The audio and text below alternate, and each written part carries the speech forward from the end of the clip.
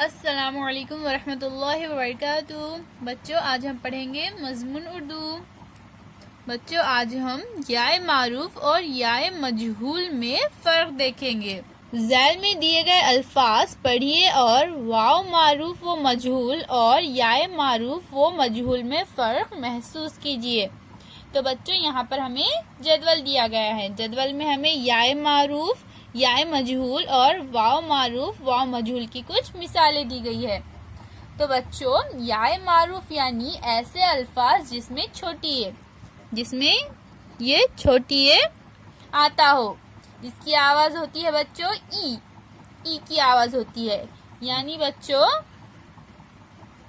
याए मारूफ में ये की आवाज ई की होती है। जैसे बच्चों रानी, तो यहाँ पर ये की आवाज कैसी आ रही है बच्चों? ई की आ रही है, रानी।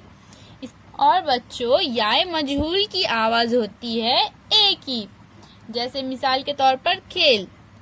बच्चों याए मारूफ और याए मजहूल यानी ई और ए में फर्क मालूम करके सही तलफ्फुज के साथ अल्फाजों को पढ़ना है। तो बच्चों याए मारूफ की आवाज ई की तरह होंगी और याए मजहूल की आवाज ए की तरह होंगी। अब हम देखेंगे बच्चों वाव मारूफ। वाव मारूफ की आवाज बच्चों ऊ की तरह होती है, जैसे फूल। और वाव मजहूल की आवाज ओ की तरह होती है, जैसे कि यहाँ पर हमें मिसाल दी गई है मोर। तो यहाँ पर बच्चों ऊ और ओ के फर्क को मालूम करके सही तलफ्फुज के साथ पढ़ना है। ये पूरे लफ्ज आपको पढ़ना है बच्चों। अल्फाज पढ़ते हुए वीडियो बनाकर हमें भेजिए बच्चों।